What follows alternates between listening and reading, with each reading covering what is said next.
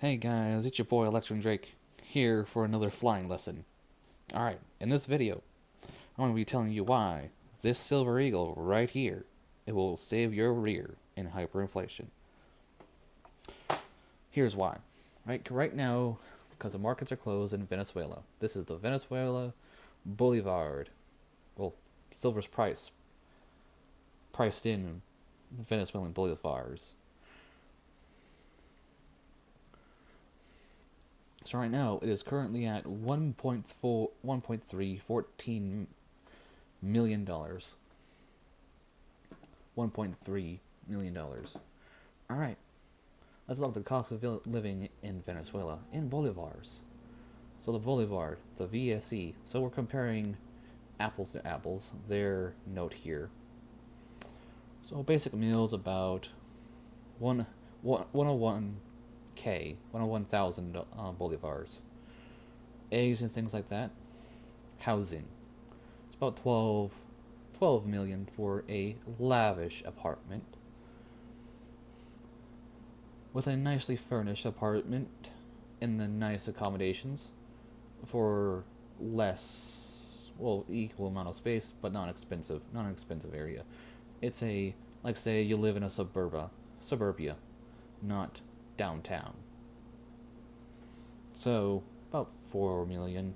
Utilities, your average for a month, about half a million. Bolivars, you got internet is about half a million right there, flat screen TV, things like that. That's just going off of monthly expenses. Right, transportation, shoes, the like.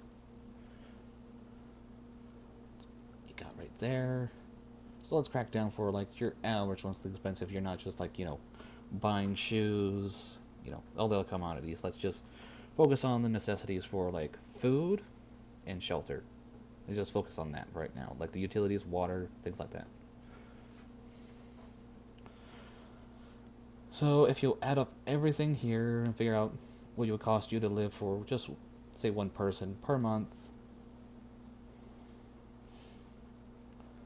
and housing and things like that, let's just equate that to about roughly 4 to 5 of these, for just like say one person living off expenses. A lot way better than trying to survive off of this.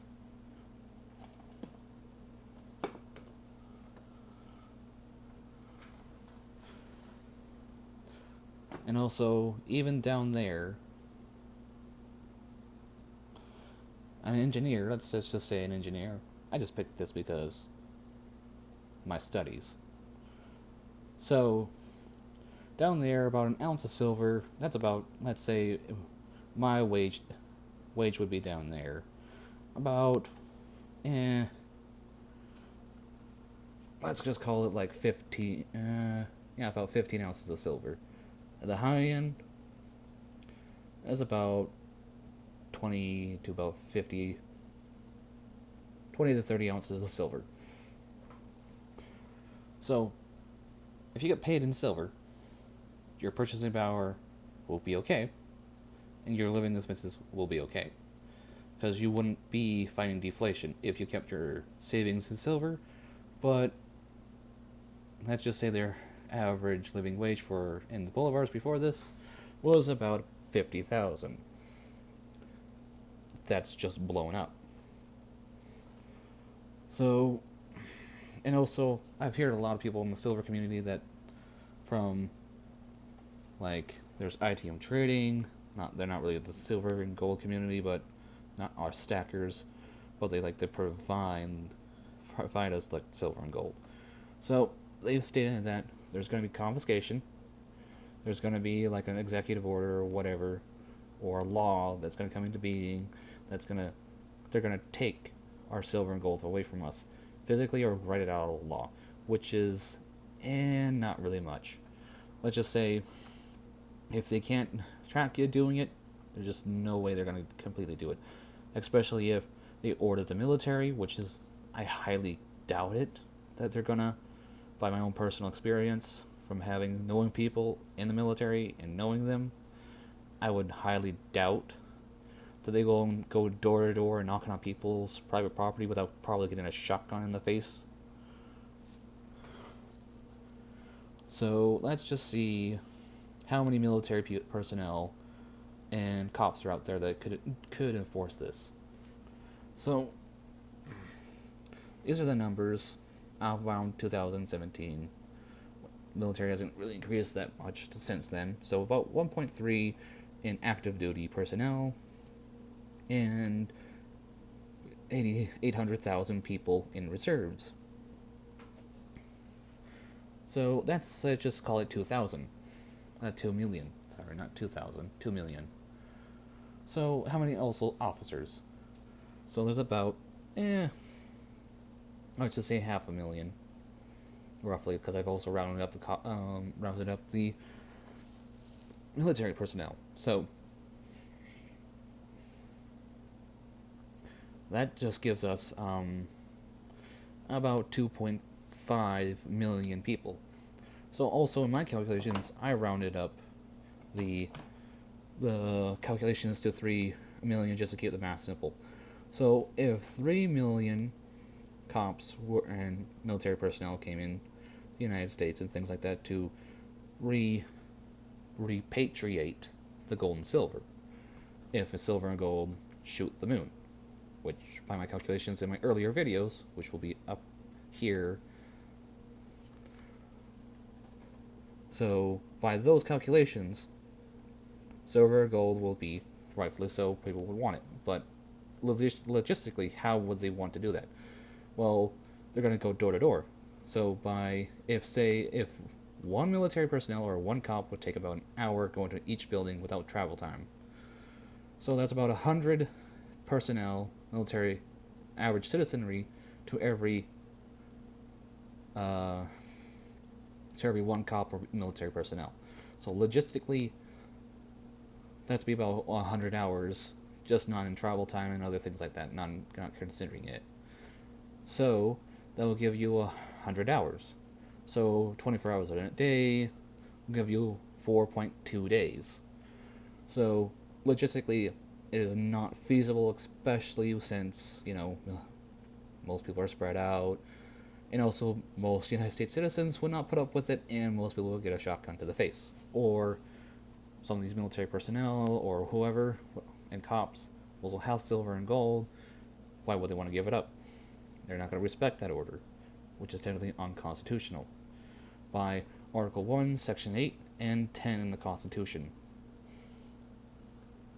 So, logistically, it's not going to happen.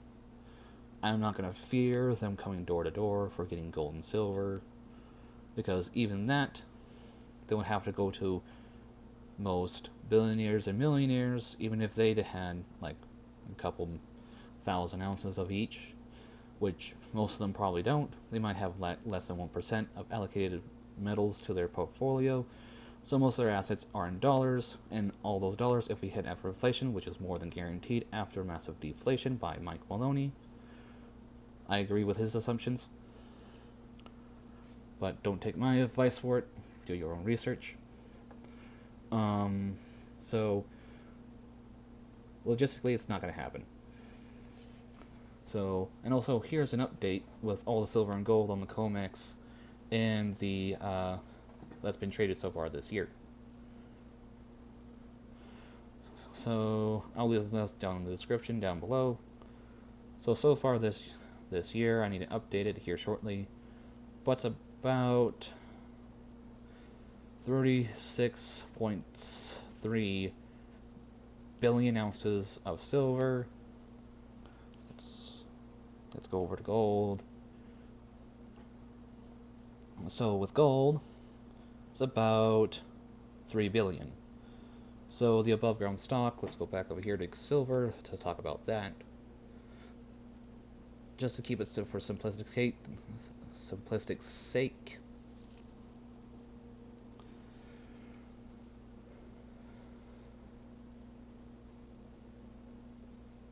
So what I've done here is done this. So they have 300 million ounces of silver on the comex.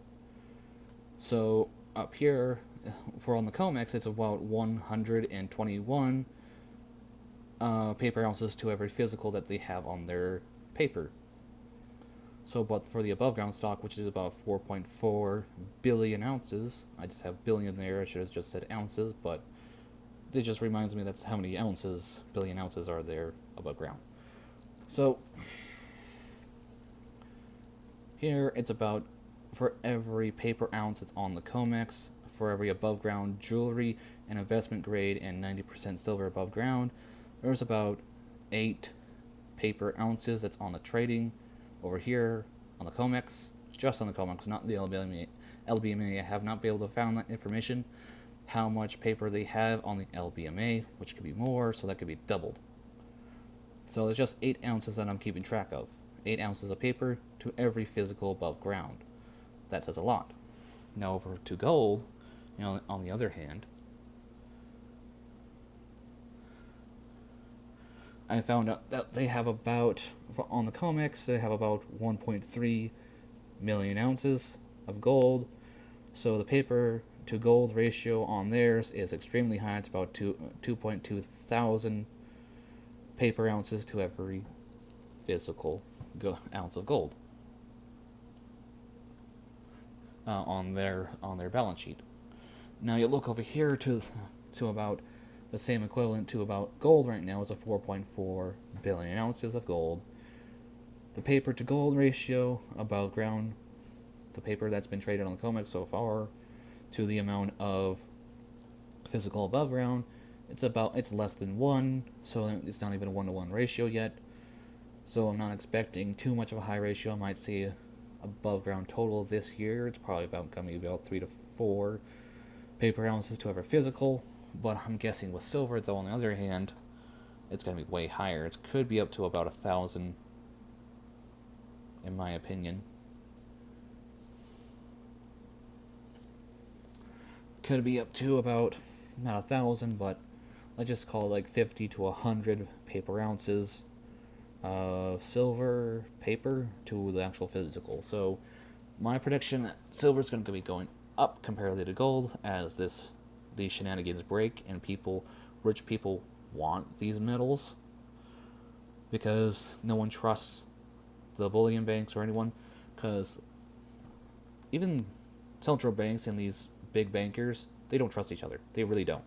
Then why do Germany holds the gold? Why does Netherlands hold the gold, especially in their military base?